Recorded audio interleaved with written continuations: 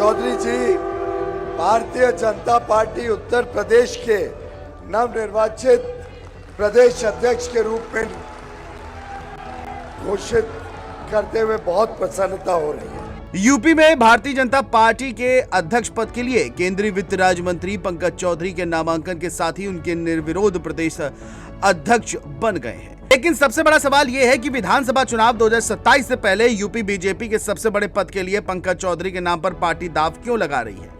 चलिए इस खबर में सब आपको बताते हैं। बता दें कि कई महीने की मशक्कत और मंथन के बाद बीजेपी ने पूर्वांचल के कद्दावर नेता और 7 बार के सांसद और केंद्रीय मंत्री पंकज चौधरी पर दांव ऐसे ही नहीं लगाया है। इसके पीछे कई सियासी कारण भी हैं। पंकज चौधरी को प्रदेश अध्यक्ष की कमान मिली है। 2027 के चुनाव में पिछड़ों को साधने का प्लान है। पीडीए समीकरण में सेंध लगाने की कोशिश, कुर्मी वोट को भी साथ रखने का प्रयास। बीजेपी ने कार्यकर्ताओं को दिया बड़ा संदेश। बीजेपी अपने मूल काडर की कीमत भूलती नहीं। दरअसल सत्ताधारी पार्टी यानी बीजेपी के लिए कहा जाता है कि वह अपने हर एक फैसले से सबको चौंका देती है। हर बार की तरह इस बार भी बीजेपी ने लंबे समय से यूपी प्रदेश अध्यक्ष की दौड़ में चले आ रहे नामों को खारिज कर अपने पत्ते खोल दिए। बीजेपी इस बार पूर्वांचल के कद्दावर नेता पंकज चौधरी पर दांव चला है। पार्टी आला कमान की पहली पसंद पंकज चौधरी को यूपी का चौधरी बनाकर बीजेपी ने सपा मुखिया अखिलेश यादव को टेंशन में डाल दिया है। बीजेपी इस फैसले से खिसके कुर्मी वोट को अपने पाले में लाने की कोशिश करेगी, जिसका सीधा नुकसान समाजवादी पार्टी को होगा। दरअसल पंकज चौधरी जमीनी राजनीति का अनुभवी चेहरा है। कार्यकर्ताओं से सीधे संवाद में भरोसा रखना उनका काम है। पार्षद से लेकर केंद्रीय मंत्री तक का सफर तय किया है। 4 दशक का राजनीतिक अनुभव का होना, 7 बार सांसद रह चुके हैं पंकज चौधरी। संगठन की ताकत और चुनावी प्रबंधन का गहरा अनुभव है।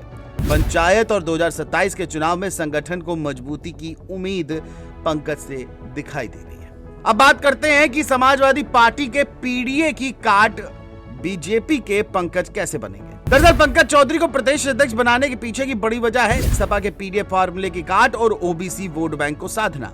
यूपी की राजनीति में कुर्मी समाज को साधना। सपा के जातीय समीकरण में कुर्मी समाज की अहम भूमिका।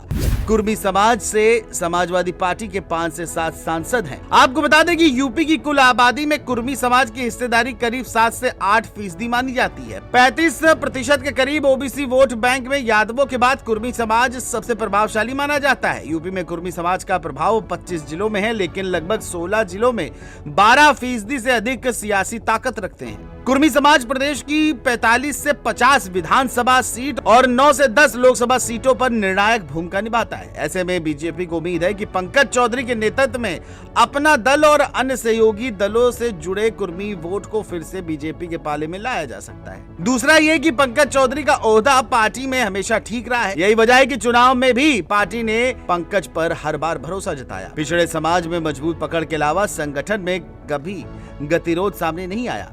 राजनीति के जानकार ये बताते हैं कि अपना दल और अन्य सहयोगियों से परंपरागत कुर्मी वोट को अपने ओर आकर्षित करने में पंकज चौधरी काफी मददगार साबित हो सकते हैं।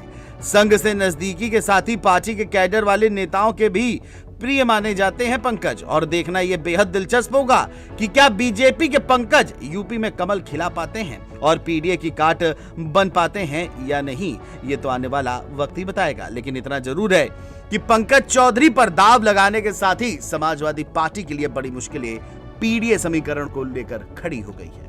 अब देखना यह होगा कि उत्तर प्रदेश की राजनीति में पंकज क्या कुछ कर पाते हैं। Desk report, GMT news.